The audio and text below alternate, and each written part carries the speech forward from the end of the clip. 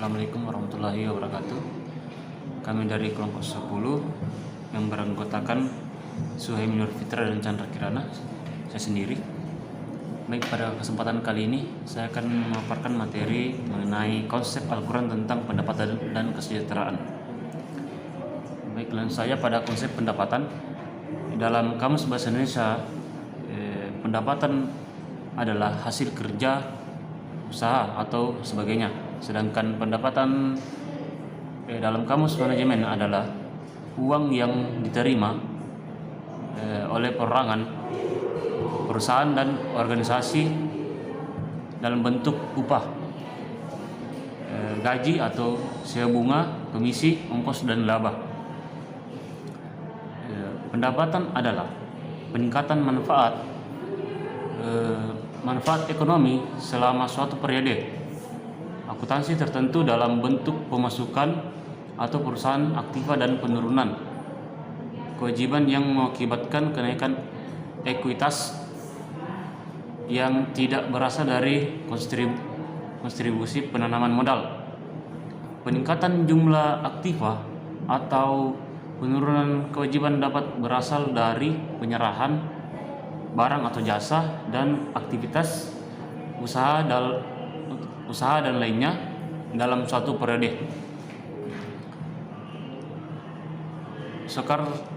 Soekartawi menjelaskan, pendapatan akan mempengaruhi banyaknya barang yang dikonsumsikan, bahwa seringkali dijumpai dengan bertambahnya pendapatan, maka barang yang dikonsumsi bukan saja bertambah, tapi juga kualitas barang tersebut ikut menjadi perhatian. Misalnya, sebelum adanya penambahan pendapatan, beras yang dikonsumsi adalah kualitas yang kurang baik. Akan tetapi setelah adanya penambahan pendapatan, maka konsumsi beras menjadi kualitas yang lebih baik. Pendapatan adalah uang yang diterima dan diberikan kepada subjek ekonomi berdasarkan prestasi-prestasi yang diserahkan, yaitu berupa pendapatan dari profesi yang dilakukan sendiri atau usaha perorangan, dan pendapatan dari kekayaan. Dalam Al-Quran surah Al-Baqarah ayat 208 tersirat tentang pendapatan. Bismillahirrahmanirrahim. Ya ayyuhallazina amanu taqullaha wasaru ma baqiya minar riba in kuntum mu'minin. Artinya, hai orang-orang yang beriman, bertakwalah kepada Allah dan tinggalkan sisa riba yang belum dipungut jika kamu orang-orang yang beriman. Didapati variasi penafsiran dari kalangan musafir berkaitan kandungan surat Al-Baqarah ayat 278, diantaranya yang pertama, tafsir Al-Muyassar, Kementerian Agama Saudi Arabia. Wahai orang-orang yang beriman kepada Allah dan mengikuti Rasulnya, takutlah kepada Allah dan tinggalkanlah usaha untuk meminta sisa dari uang tambahan atau riba selain harta pokok kalian yang merupakan milik kalian sebelum diharamkan riba. Jika kalian memang merealisasikan keimanan kalian dalam bentuk ucapan dan perbuatan. Yang kedua, tafsir Al-Mukassar, Markas Tafsir Riyadh, di bawah pengawasan Syekh Dr. Andes Salih bin Abdullah bin Humaid, Imam Masjidil Haram. Wahai orang-orang yang beriman kepada Allah dan mengikuti Rasulnya, takutlah kalian kepada Allah dengan cara menjelaskan perintah-perintahnya dan menjauhi larang-larangannya. Dan janganlah kalian menuntut harta riba yang tersisa untuk kalian di tangan orang lain, jika kalian benar-benar beriman kepada Allah dan percaya akan keharaman harta riba. Dan yang ketiga, tafsir Al-Wajiz, Syekh Profesor Dr. Wahbah As-Suhaili, pakar fikih dan tafsir negeri Suriah. Wahai orang-orang mukmin, bertakwalah kepada Allah dengan menunaikan perintah-perintahnya dan menjauhi larangan-larangannya, dan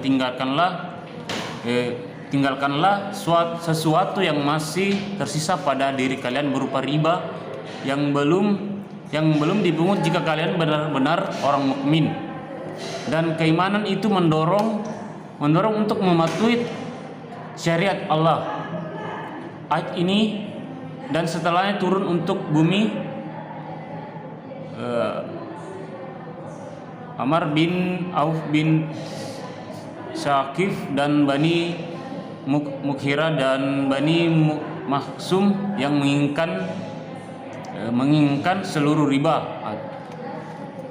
Setelah Fathu Makkah dengan mengadukannya kepada gubernur Mekkah, yaitu Itab bin Usaid, bahwa mereka masih memiliki uang tambahan di sisi kaum Tasakif. Lalu Itab membuat hukum tersebut dengan Rasulullah SAW. Lalu turunlah ayat ini dan ayat setelahnya.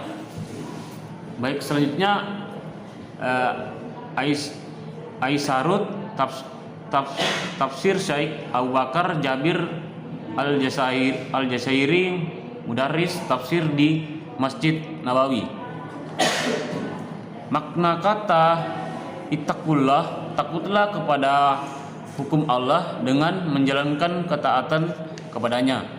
Ketaatanmu akan menjadi pelindung bagimu dan kemurkaan dan hukuman Allah.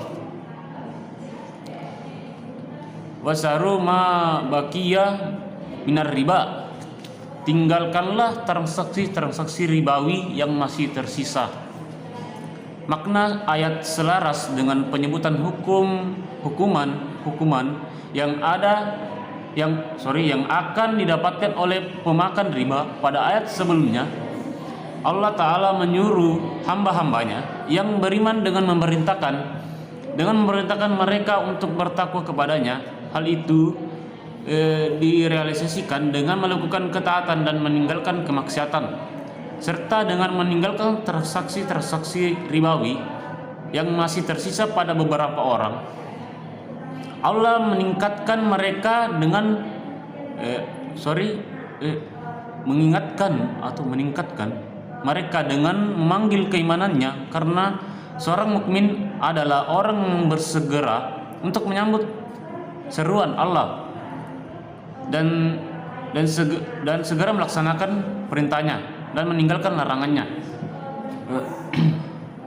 Allah Ta'ala berfirman, wahai orang-orang yang beriman, bertakwalah kepada Allah dan tinggalkanlah sisa riba jika kamu orang-orang yang beriman. Pelajaran dari ayat, kewajiban bertobat dari riba dan setiap maksiat yang menggoda. Wajib bagi penguasa untuk memerangi orang-orang yang terus melakukan transaksi ribawi dengan memukul kedua tangannya sampai meninggalkan riba. Selanjutnya tafsir ringkas Kementerian Agama Republik Indonesia, surat Al-Baqarah ayat 278. Wahai orang-orang yang beriman, bertakwalah kepada Allah dengan menghindari jatuhnya siksa dari Allah, antara lain akibat praktik riba, dan tinggalkan sisa riba yang belum dipungut sampai datangnya larangan riba. Jika kamu benar orang beriman dan konsisten dalam perkataan dan perbuatan, jika kamu tidak melaksanakannya, yakni apa yang diperintahkan ini, sehingga kamu memungut sisa riba yang belum kamu pungut, maka yakinlah akan terjadi perang yang dahsyat dari Allah dan Rasul-Nya, antara lain berupa bencana dan kerusakan di dunia dan siksa pedih di akhirat.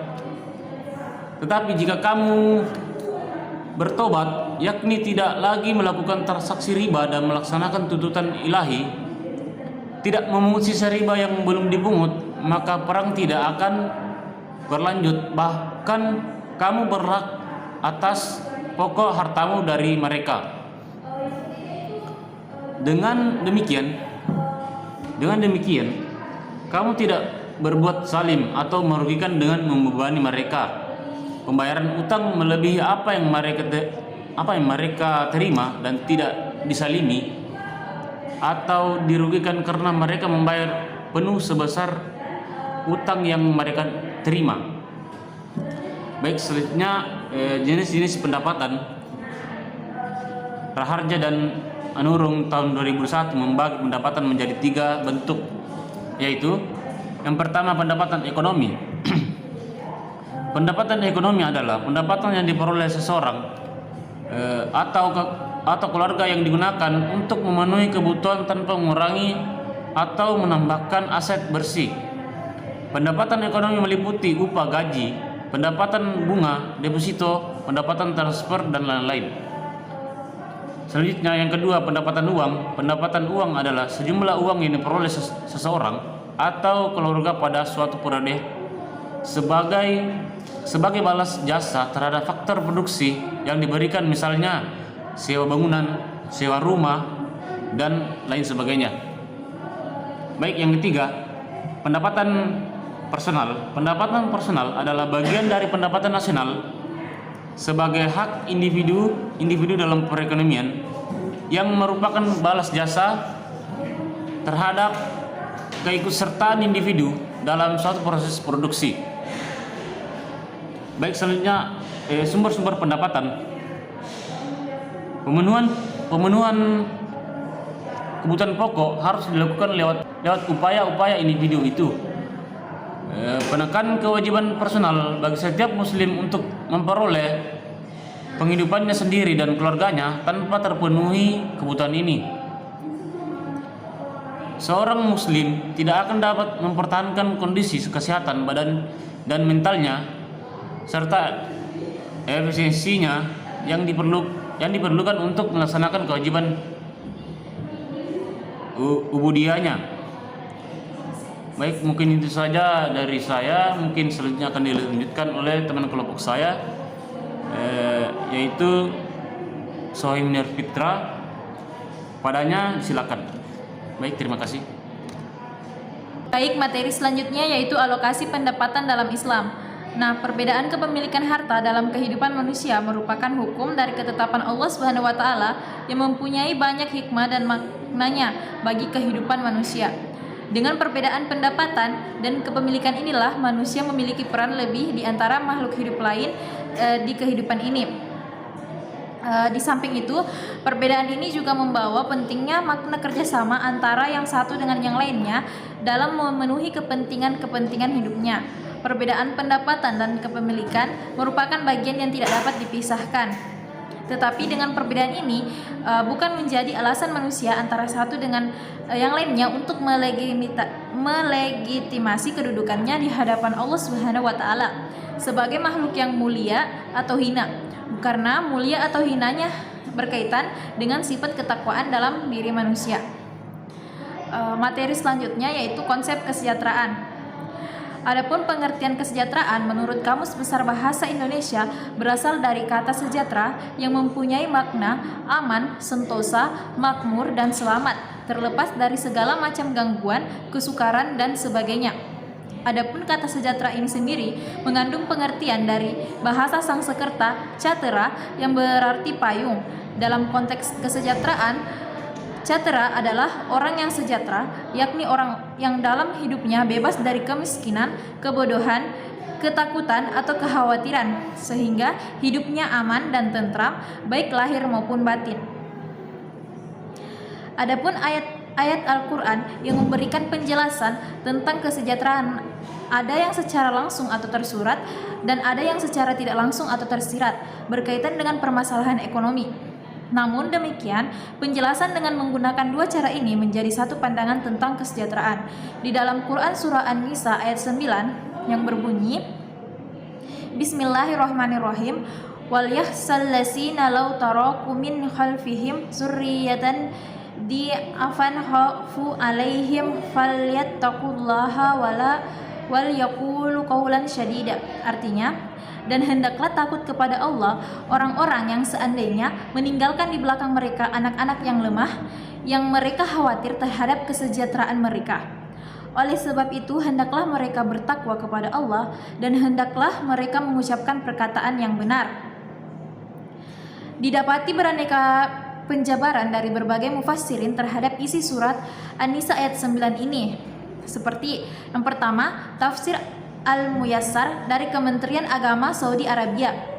Dan hendaklah takut orang-orang yang seandainya meninggal dan meninggalkan di belakang mereka anak-anak yang masih kecil atau lemah, yang mereka takutkan mengalami kezaliman atau tak terurus, maka hendaknya mereka selalu merasa diawasi oleh Allah dalam memperlakukan orang yang berada di bawah tanggungannya dari anak-anak yatim dan anak-anak lainnya, yaitu dengan cara menjaga harta benda mereka, mendidik mereka dengan baik, dan menyingkirkan segala gangguan dari mereka. Dan hendaklah mereka berkata kepada mereka dengan ucapan yang sejalan dengan semangat keadilan dan yang baik-baik.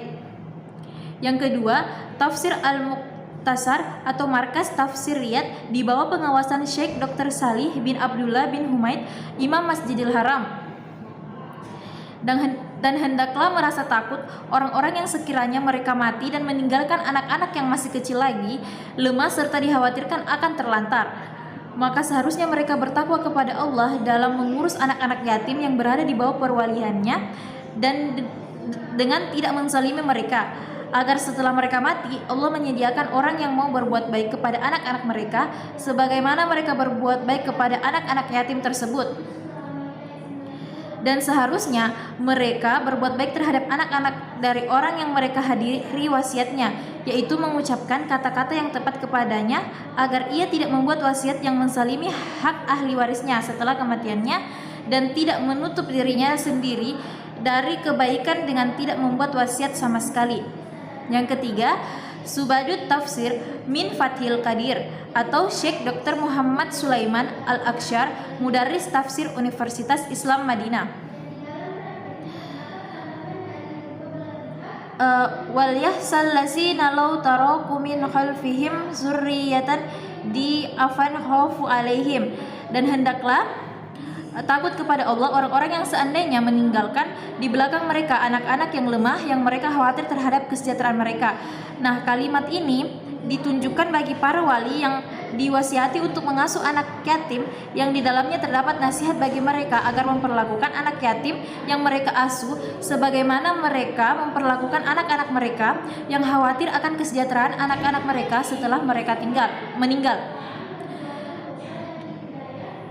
Selanjutnya yaitu wal yaqulu, dan hendaklah mereka mengucapkan, yakni para wali mengucapkan kepada anak-anak yatim atau orang yang hadir saat sakaratul maut mengucapkan kepada orang yang akan meninggal tersebut qaulan syadida atau perkataan yang benar, yakni yang sesuai dengan kebenaran dan keadilan sebagaimana yang telah disebutkan. Yang keempat, tafsir As-Sa'idi atau Syekh Abdurrahman bin Nasir As-Sa'idi, pakar tafsir abad 14 Hijriah.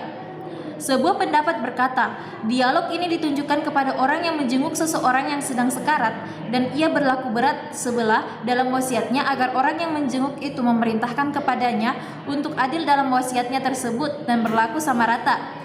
Dengan dalil firman Allah Ta'ala, dan hendaklah mereka mengucapkan perkataan yang benar, yaitu yang lurus dan sesuai dengan keadilan dan kebaikan. Dan bahwasanya mereka memerintahkan orang yang hendak memberikan wasiat terhadap anak-anaknya dengan perkara seperti yang mereka sukai dalam bermuamalah terhadap anak-anak mereka setelah kematian mereka sendiri. Pendapat lain berkata, yang dimaksudkan dalam ayat ini adalah para wali, orang yang tidak mampu membelanjakan harta dengan baik dari orang gila, anak kecil, dan orang-orang lemah, agar para wali itu bermuamalah terhadap mereka dalam hal-hal yang bermanfaat bagi mereka, baik agama maupun dunia mereka, sebagaimana mereka menginginkan mereka bermuamalah terhadap orang-orang yang lemah yang datang setelah mereka dari keturunan mereka.